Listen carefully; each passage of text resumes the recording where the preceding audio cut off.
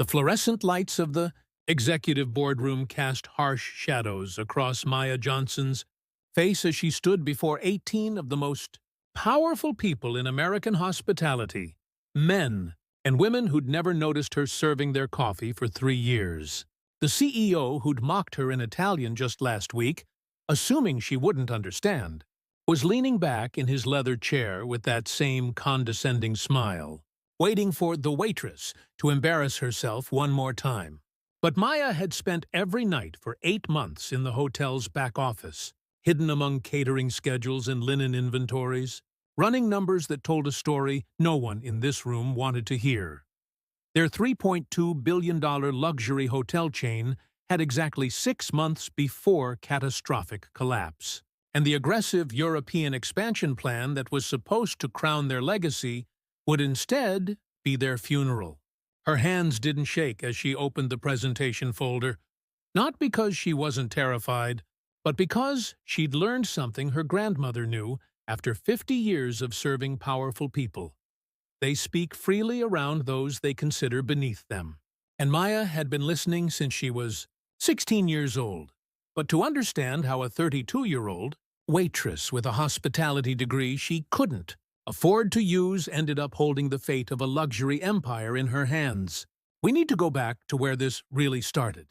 In the service corridor of the flagship hotel, with a girl, her grandmother, and a lesson about what powerful people never see coming. 6 months earlier, the annual investor presentation at the Marlowe Hotel Group's flagship property in Manhattan.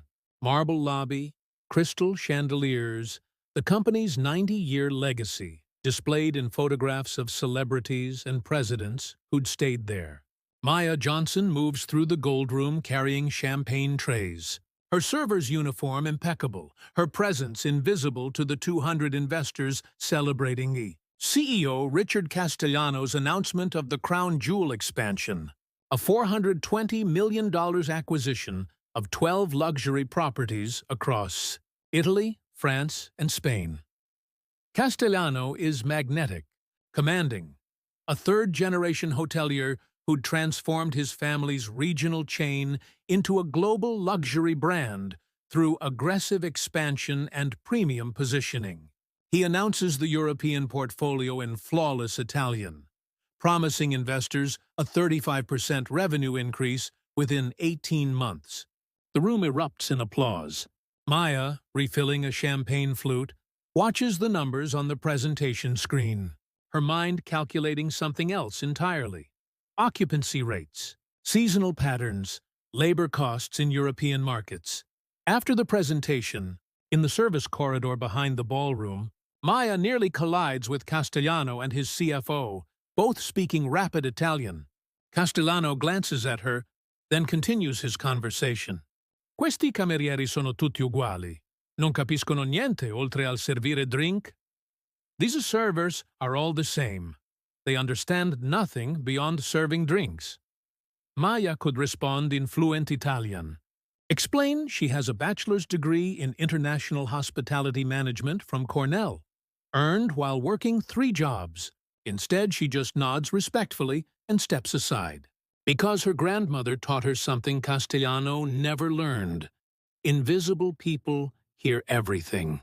And people who assume you're stupid will tell you their secrets without realizing it. That evening, in the small apartment she shares with her grandmother in Queens, Maya spreads financial documents across the kitchen table. Some from public filings, others from papers she'd seen executives discard in the gold room. Her grandmother, Dorothy, who'd worked as a housekeeper at the Marlowe for 48 years before retiring, points to a pattern she'd noticed across decades. Castellano always announces expansions in January, always promises transformation, and always overextends. In 2019, he bought those resorts in the Caribbean, Dorothy says quietly. Promised they'd be profitable in a year. 3 years later, he sold them at a loss. But by then, everyone forgot what he'd promised. Maya stares at the European property list. Nonna, these hotels. The acquisition price doesn't match their performance metrics. Dorothy smiles sadly. Then you better figure out why.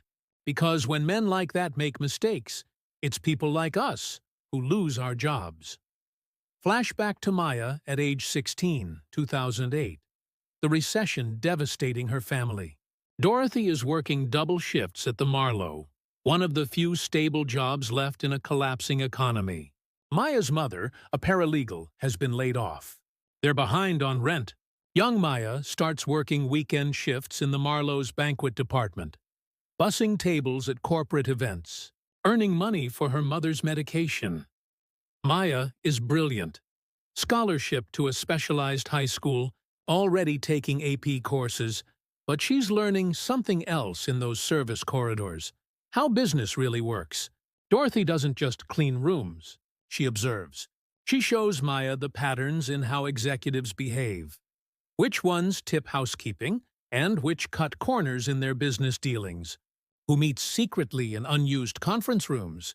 Which departments are always frantically busy before layoff announcements. In my first year here, 1976, I couldn't read English very well, Dorothy explains in their native Haitian Creole. So I learned to read people instead. Body language, tone, patterns. You can tell when a company is in trouble by watching the executives' faces. She teaches Maya to notice what others miss. How the catering manager always overorders supplies before budget cuts. Hoarding before scarcity. How executives book last-minute strategy sessions at expensive restaurants when they're planning layoffs, guilt spending. Chufi fois doa dirty ni thiwort. How maintenance requests pile up before property sales. Neglect before disposal. One night, 17-year-old Maya is clearing tables after a closed-door executive meeting. She finds a discarded pitch deck for a resort acquisition in Jamaica. Reading it carefully, she tells her grandmother, "They're paying $85 million for a property that's only generating $4 million annual profit. The math doesn't work." Dorothy looks sad but unsurprised. "Tell that to anyone who'll listen?" Maya tries. She mentions it to the catering manager, thinking maybe he'll pass it along. He laughs. "Sweetie, stick to clearing plates. The money people know what they're doing." 18 months later, the Jamaica resort is sold at a $30 million loss. Maya watches maintenance workers and housekeeping staff get laid off to cover the shortfall. She watches her grandmother comfort colleagues who'd worked there for 20 years, now jobless. That's when Maya makes her decision. She'll become what they can't ignore.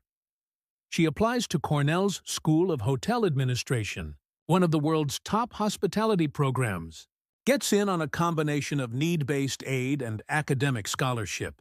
Works 30 hours a week at campus dining services. Sends money home to her grandmother. Studies international hospitality management, hotel finance, luxury brand strategy. Graduates summa cum laude at 22. When the Marlowe posts an opening for assistant revenue analyst, Maya applies. She doesn't mention her grandmother works there. Doesn't want anyone thinking she's getting favors.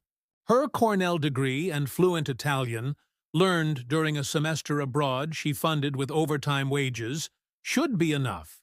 She gets interviews, makes it to the final round. Then, nothing. Weeks later, she runs into the hiring manager at a hotel industry event. The woman is apologetic. "Your qualifications were impressive, but we went with someone who'd be a better cultural fit." Maya understands what that means. She goes back to waiting tables at the Marlowe, the job she'd worked in college, now with a $60,000 degree and $80,000 in student debt.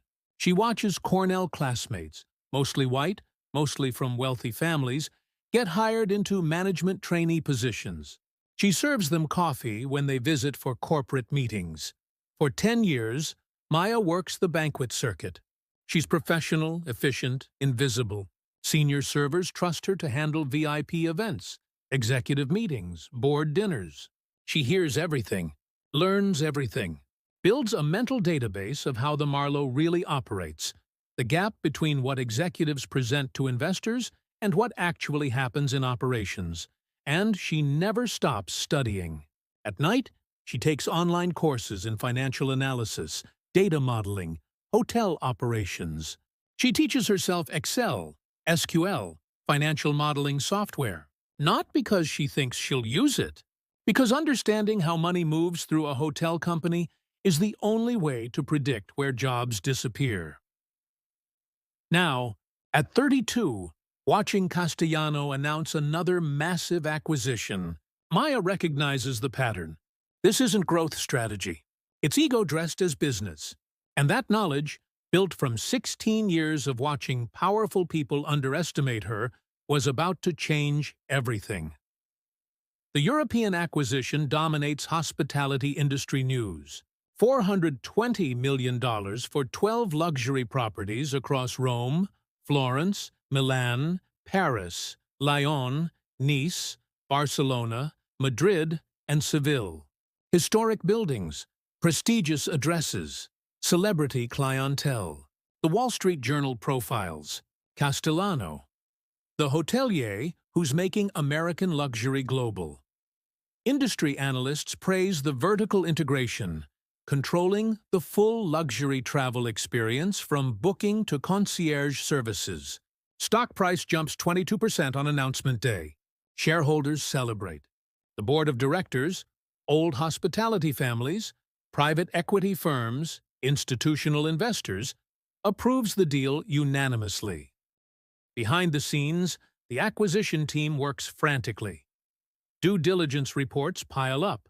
Property valuations, market analyses, regulatory compliance reviews.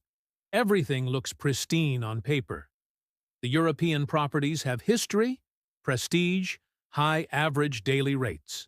The deal is structured as a cash and debt transaction, with Marlowe taking on $180 million in debt to finance it. CFO Jennifer Wu, a sharp woman in her 40s who'd built her career in hospitality finance, has minor concerns about European labor regulations and seasonal occupancy patterns, but is reassured by consultants. The brand premium more than compensates for higher operating costs, they tell her. She signs off. What no one sees, because no one is looking at operational realities, is the structural trap hidden in European luxury hospitality. Maya sees it immediately. Working a private dinner for the acquisition team in the Marlowe's Sky Room, she overhears the presentation. After they leave, she photographs the materials left on the table: property performance data, projected budgets, integration timelines. That night, she runs the numbers through her own models. The mathematics are brutal. European luxury hotels operate under radically different constraints than American properties. Labor laws mean you can't adjust staffing seasonally. Union contracts mean wages are 40% higher than U.S. equivalents. Regulatory requirements mean renovation costs are triple American standards. Historic preservation, environmental compliance, accessibility mandates. And occupancy is wildly seasonal. Rome hotels run 85% occupancy May through October, then drop to 45% November through April. You still pay full staff year-round. Maya calculates the break-even occupancy rate for the 12 properties given their staffing costs, debt service, and operating expenses. 71% average across all 12 properties year-round. She pulls historical occupancy data from tourism industry reports. The 12 properties average 64% occupancy across the calendar year. They're buying hotels that can't generate enough revenue to cover their operating costs and debt service. Maya runs the projection 3 times, hoping she's wrong. She's not. If these properties perform at historical levels, they'll lose approximately $67 million in the first year. The debt service alone is $14 million annually. Combined losses, $81 million. Marlowe Hotel Group's total annual profit, $95 million. 1 year of this acquisition will consume 85% of the company's entire profitability. 2 years will require asset sales to cover losses. 3 years will mean bankruptcy. Maya brings her analysis to her supervisor, Anthony Reeves, the banquet manager who's always treated her well. Anthony looks at her models, his expression grave. "Maya, this is. Are you absolutely certain?" She nods. Anthony closes his office door. This deal has momentum.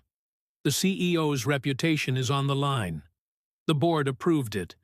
If you're wrong, I'm not wrong. If you're right, you're saying the entire executive team missed something catastrophic. I'm saying they looked at brand prestige and room rates, not operational mathematics. Anthony stares at the spreadsheets. Finally, "I'll mention it to my director." Quietly. But Maya, people don't want to hear bad news from waitresses, even when the waitress went to Cornell. 2 weeks later, Anthony tells her the executive team has European operations experts advising them, and she should focus on her serving duties. Maya watches the acquisition close in March 2024. The company takes on the debt, begins integration, announces projected revenues. The hospitality media celebrates. Castellano appears on the cover of Condé Nast Traveler, the visionary rebuilding American hotel luxury. Maya goes back to serving coffee in the Gold Room and starts building a case that no one will be able to ignore. September 2024. Maya has spent 6 months building her analysis in secret, working late nights in the hotel's back office after banquet shifts end. She's befriended the night auditor, who gives her access to performance data for a project she's working on. She's collected quarterly reports, labor cost data, occupancy figures. Her small studio apartment in Queens has become her war room. Laptop, running financial models, European hotel industry reports stacked on her desk, projections calculated and recalculated. Her grandmother visits on Sundays. Tonight, Dorothy finds Maya staring at her computer screen, exhausted. "You found something bad," Dorothy says in Creole. Not a question. Maya nods. "Worse than I thought. The European properties are losing money faster than projected. 2 have already missed their quarterly revenue targets. But the executive team is reporting everything as on track to investors." Dorothy sits beside her. "Show me." Maya pulls up the spreadsheet. This is the Rome property. Projected revenue, $8. $2 million for Q3. Actual revenue, $6.1 million. That's a 26% miss. And they're hiding this? They're calling it Integration Adjustment Period, telling investors it's temporary. But I've been tracking all 12 properties. 8 are underperforming. The math doesn't get better. It gets worse. European tourism season ends in October. From November through March, these hotels will bleed money.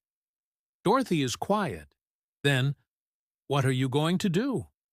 "If I do this, if I tell them what I know, they'll fire me. I'll never work in hospitality again.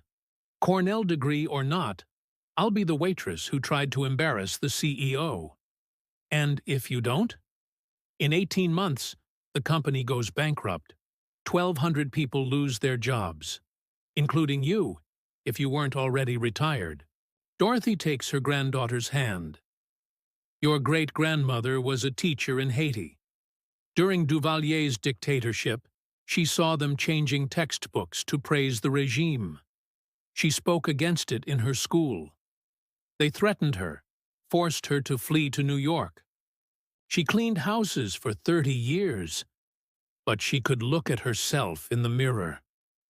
She meets Maya's eyes. "You're not doing this for them. You're doing this because you're right, and because 1,200 people deserve to know the truth before they lose everything." Maya looks at the spreadsheet, at the numbers that tell the story no one wants to hear. She thinks about her grandmother spending nearly 50 years being invisible, being dismissed, watching powerful people make reckless decisions while the workers paid the price. She thinks about Castellano speaking Italian in front of her, assuming she was too stupid to understand. In that moment, Maya knew what she had to do, not because it was safe, because truth doesn't ask permission. October 2024. Maya requests a meeting with CFO Jennifer Wu. She's the best chance, the only executive who'd questioned aspects of the acquisition, the only one who'd come up through finance rather than through family connections or hospitality pedigree. Wu's assistant tries to screen her.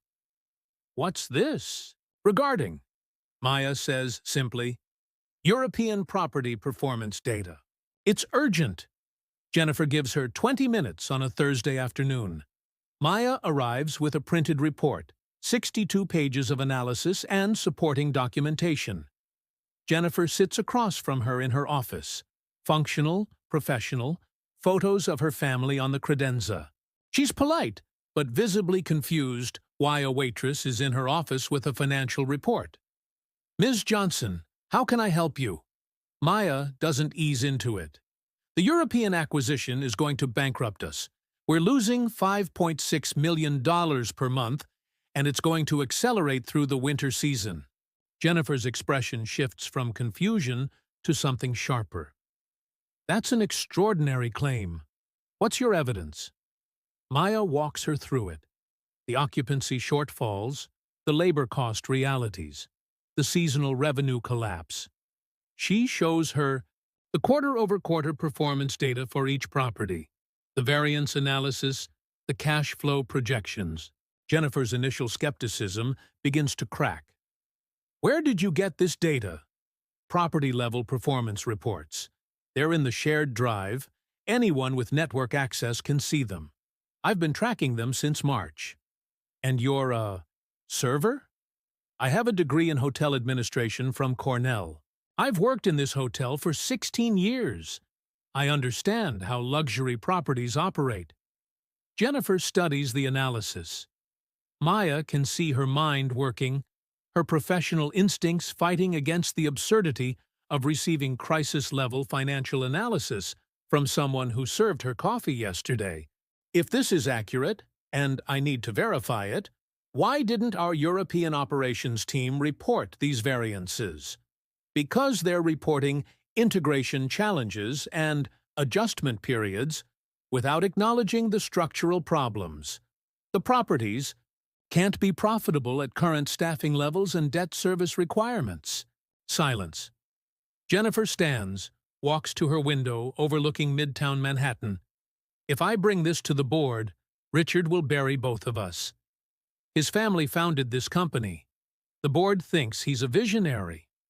Then, in 18 months, the company files for Chapter 11, and 1,200 people lose their jobs while Castellano walks away with his severance package."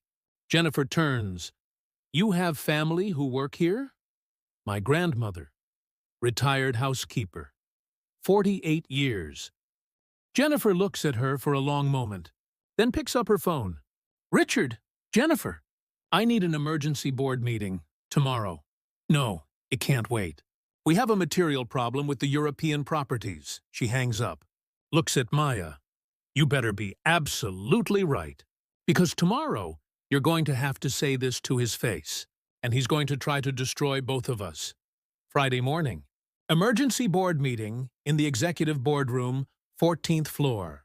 18 board members, plus CEO Richard Castellano, CFO Jennifer Wu, General Counsel Michael Torres, and Maya Johnson. The only person in the room without an executive title or family wealth. The room is designed to intimidate. Panoramic city views, custom Italian marble table, original Chagall lithographs on the walls.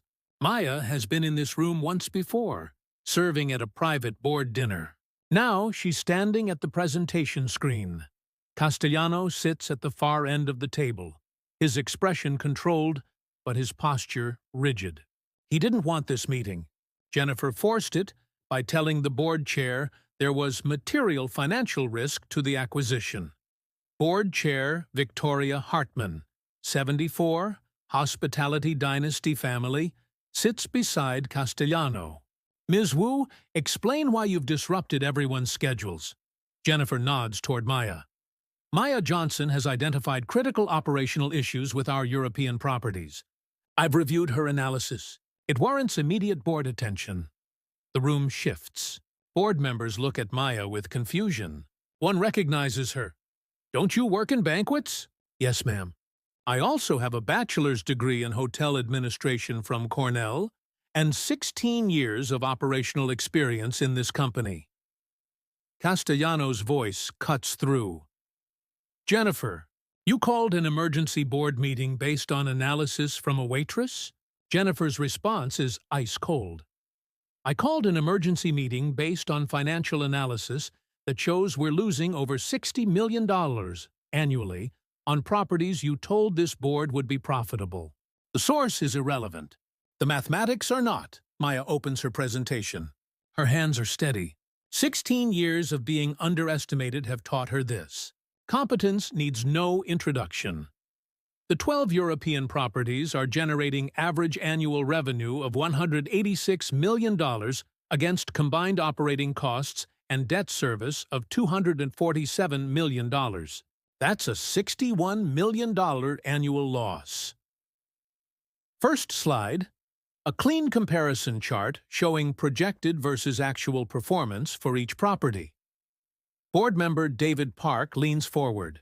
Our quarterly reports show the properties performing within normal integration ranges. The quarterly reports, aggregate performance across all properties, and describe variances as temporary integration challenges. When you examine property-level data, 8 of 12 are missing revenue targets by 20% to 35%. She clicks to the next slide. Individual property performance breakdowns. The core problem is structural. European luxury hotels operate under labor regulations that require year-round full staffing, regardless of seasonal occupancy. These properties average 73% occupancy May through October, but drop to 51% November through April. We're paying peak staffing costs during off-peak season. Board member Sarah Chen, a hospitality finance veteran, studies the numbers. What's the break-even occupancy rate? 71% annual average. We're currently running 62% across the portfolio. Silence. Castellano speaks, his voice tight. Ms. Johnson, with all due respect to your educational background, we have experienced European operations consultants advising on these properties. Maya meets his eyes. Mi scusi, signor Castellano, ma I consulenti non vivono nei numeri reali. Io sì. Excuse me, Mr. Castellano, but the consultants don't live in the real numbers. I do. The room goes silent. Castellano's face flushes. Maya continues in English. I've tracked every property's performance since March. The consultants are reporting what you want to hear. I'm reporting what's actually happening. She clicks to a new slide. Monthly cash flow analysis. In November, these 12 properties will require $6.8 million in operating capital to cover losses. December through February will require 21 million combined. We have 34 million in available credit. By March, we'll be in technical default on our acquisition debt covenants. General Counsel Torres flips through papers frantically. What are the default provisions? Accelerated repayment. Full balance due within 60 days if operational covenants are breached. Torres looks at Jennifer. Is this accurate? Jennifer nods grimly. I've been verifying her analysis all night. It's accurate. We're in serious trouble. The room erupts. Board members demanding answers, pulling out phones, calling their own analysts. Victoria Hartman silences them. Richard, did you know about these performance shortfalls? We knew there would be integration challenges. Did you know 8 properties were missing revenue targets by over 20%? Castellano's control is slipping. Luxury hospitality is complex. These things take time. Maya interrupts quietly. With respect, this isn't complexity. This is mathematics. You can't staff a hotel for peak season year-round when occupancy drops 30% for half the year. European labor law doesn't allow it. The model was never viable. The turning point comes from an unexpected source. Board member David Park picks up his phone. "Give me a moment." He dials, puts it on speaker. "This is David Park. I need Catherine Moreau." A voice comes through, speaking in French-accented English. "Catherine Moreau speaking." "Catherine, it's David Park from the Marlowe board. I'm in an emergency meeting. You're the GM of our Paris property. Can you tell me honestly, how is performance?" Brief pause. "David, I've been trying to reach the regional director for weeks. We're running 48% occupancy this month. We need to reduce staffing, but the employment contracts require 6 months' notice for layoffs. We're bleeding $340,000 per month." Park's expression hardens. "And you've reported this?" "Multiple times. I'm told it's normal integration adjustment and to maintain service standards. But David, the mathematics don't work.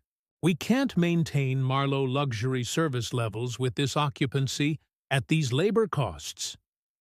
"Thank you, Catherine." He hangs up, looks at Castellano. Everything she's saying is true. 3 other board members make similar calls. Within 20 minutes, 4 property GMs confirm similar situations: occupancy shortfalls, unsustainable costs, inability to adjust operations under European labor law. The evidence is no longer theoretical. It's happening in real time, confirmed by their own managers. Victoria Hartman turns to Castellano. "Richard, did you understand European labor regulations when we approved this acquisition?" "We had consultants advise on regulatory compliance." "Did you understand that we couldn't adjust staffing seasonally?" Castellano's silence is answer enough. Jennifer Wu speaks. "I found something else last night." She opens her folder. "During due diligence, our operations team flagged the seasonal staffing issue and recommended either limiting the acquisition to 6 properties or restructuring the financing to account for higher operating costs. That recommendation was overridden." She slides the memo across the table. Hartman reads it. Her voice is cold. "Who overridden this?" Jennifer looks at Castellano. "The CEO has final authority on acquisition structure." "Richard, did you knowingly ignore your own team's operational concerns?" The room is silent. Every eye on Castellano. Maya watches the moment power shifts. Not suddenly, but with the inexorable certainty of gravity. Castellano's empire, built on family legacy and aggressive confidence, cracking along the fault line of reality. Victoria Hartman calls a 30-minute recess. The board reconvenes in executive session, without Castellano. Maya waits outside with Jennifer, both silent. 90 minutes later, they're called back in. Hartman's expression is grim. "Miss Johnson, your analysis has revealed a crisis, but you've also given us time to respond. The question is, how do we fix this?" Maya opens a second presentation she'd prepared, hoping she'd get this chance. "We have 3 options. First, we sell the properties immediately, likely at a 40% loss given market conditions and our obvious distress. Second, we file for Chapter 11 and restructure in bankruptcy. Third, we execute an aggressive operational turnaround. New slides appear. The turnaround requires painful steps. First, we renegotiate our acquisition debt, show lenders the reality, propose extended terms with adjusted covenants. They'll accept reduced returns over default. Second, we convert 6 properties to franchised operations, sell to local operators who understand European labor markets, retain brand fees and management contracts. This cuts our direct exposure by 50% and generates $90 million immediate capital." She continues. "Third, for the 6 properties we retain, we shift the business model. Stop trying to operate them like American luxury hotels. Partner with European tour operators for guaranteed occupancy blocks during low season. Convert portions of properties to long-term corporate housing. Create winter season partnerships with fashion weeks and cultural events. Board member Sarah Chen studies the projections. This could actually work. It requires accepting we made a mistake, admitting to investors that we overpaid and misunderstood the market, taking write-downs. But the company survives. Park nods slowly. This is sophisticated strategic thinking. Hartman looks at Castellano. Richard, do you have an alternative? Castellano says nothing. Hartman turns back to Maya. Ms. Johnson, how confident are you in this plan? Maya meets her eyes. Confident enough to stake my career on it, which I already have. Hartman looks at the board. I'm recommending we implement Ms. Johnson's turnaround plan immediately. All in favor? 17 hands. Castellano abstains. Motion carries. The board meeting ends at 7 p.m. As Maya gathers her materials, Victoria Hartman approaches her. Ms. Johnson, the board would like to speak with you, separately.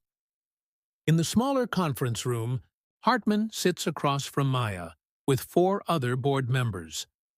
What you did today required extraordinary courage and analytical capability. The question is, why didn't you bring this to management sooner? Maya considers diplomatic answers, then chooses truth. I tried. I was told the executive team had expert advisors, and I should focus on my job duties. Hartman's jaw tightens. I see. Board member Sarah Chen speaks. Maya, I'm chair of the Compensation Committee. I reviewed your employment file. You've been with this company 16 years. You have a Cornell degree, and you've been working as a server the entire time? I applied for analyst positions multiple times. I was told I wasn't the right cultural fit. The board members exchange glances. Hartman continues. Ms. Johnson, the board is making immediate changes. Richard Castellano is stepping down as CEO, effective immediately. Jennifer Wu will serve as interim CEO. We're conducting a full leadership review. She pauses. We'd like to offer you a position. Senior Vice President of Strategic Operations, reporting directly to the CEO. You'll lead the European turnaround and work with the board on all future acquisitions.